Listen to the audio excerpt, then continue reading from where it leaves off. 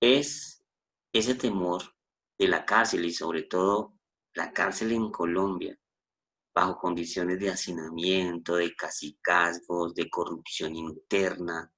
Es un terror que uno tiene en su mente cuando le toca a uno y le toca a una de sus amadas hijas, una hija bella, profesional, trabajadora.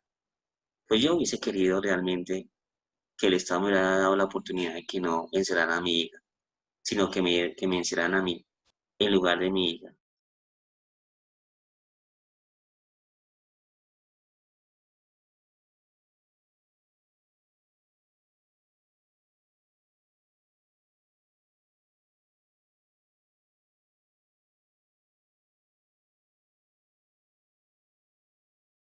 Se afianza mucho más la preocupación cuando empiezan los temas de protestas en las internas de los diferentes centros penitenciarios.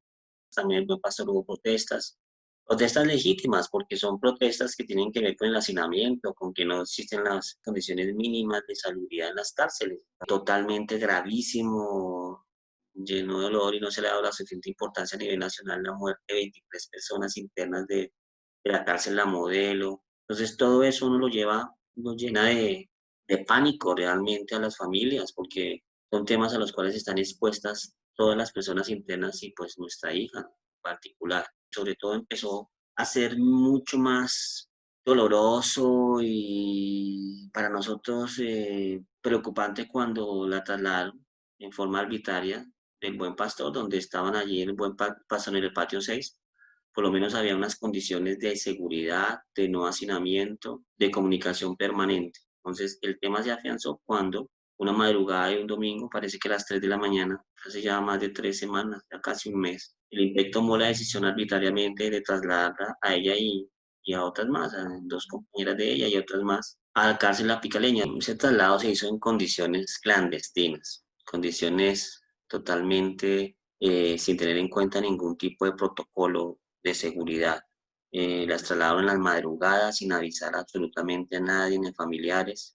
Duramos más de 24 horas a ver el paradero de Alejandra, averiguando con desesperación, con pánico, qué era lo que había pasado con nuestra hija y hasta que ni siquiera el INPEC se comunicó directamente, sino por averiguaciones, las habían trasladado a Picaleño y allá estuvieron prácticamente como con medida de castigo. Se dice que una de las causas del traslado, se dice finalmente, una de las causas del traslado de Alejandra, de Lisset, de Lina y de muchas personas más, de algunas penitenciarías de Bogotá a otro lado, fue porque que estaban haciendo protestas o estaban liderando protestas. Es decir, es una forma de lavarse las manos, pues, investigar realmente qué fue lo que pasó al interior de esta situación de la masacre de La Modelo y por qué razón entonces van a impedir que las pidan las condiciones mínimas de salubridad y de dignidad que merece cualquier ser humano en cualquiera de sus condiciones. Y ahora, los días que hemos sabido que de las personas que trasladaron las guardias, de las personas del CORE, parece que hay 11 personas infectadas con el coronavirus. Entonces eso se convierte para nosotros en pánico, es decir, externamente para una persona del común tener coronavirus genera una preocupación enorme, mucho más para una persona interna, en el caso de nuestra hija, porque pues no existen las condiciones ni de salubridad, ni de atención, para que realmente esta situación no se pueda convertir en una catástrofe al interior de las cárceles, ¿no? Entonces la comunicación también se ha deteriorado muchísimo. Aquí en Bogotá había teléfonos donde uno podía llamar, allá en Buen Pastor, Patio 6, uno podía llamar el día, insistir y se comunicaba con él. Allí depende de, pues inicialmente esas 4 horitas que le daban, pues que haya turno para llamar y que también pues la parte económica pueda tener el dinero, se pueda haber consignado para que pueda hacer la llamada, por lo menos que se comunique diariamente con María Cristina, la mamá, que es la persona que nos inmediatamente nos comunica su estado, etcétera. Conmigo se comunica 2 veces por semana y con las hermanas eventualmente una vez por semana. Antes de esta medida de aseguramiento preventivo, que ya va para 3 años, la comunicación nuestra era totalmente permanente, diariamente. Nos veíamos perfectamente 1 o 2 veces por semana, compartíamos el desayuno, el almuerzo, una cercanía perfecta con todas nuestras hijas, con Alejandra en todo sentido. Diariamente la llamaba yo en la mañana, ¿cómo estás, hija? Ella me llamaba, llegué bien al trabajo, en la noche llegué a la casa, papito, ¿cómo estás? Todos los días. Pasar a la transición del buen pastor, de, bueno, la comunicación telefónica en esa situación. Y ahorita la situación de la Picaleña, donde ya la distancia es enorme. Entonces es un golpe moral para ella y un golpe moral para la familia. Es decir, un atropello que han cometido es, rompieron totalmente un derecho que es el arraigo familiar. El arraigo familiar de ella está en Bogotá, eso es un derecho que tiene. Entonces nos violentaron quitando el arraigo familiar. Es que por lo menos instalen allá un teléfono donde la familia se pueda comunicar diariamente desde sus hogares. Uno.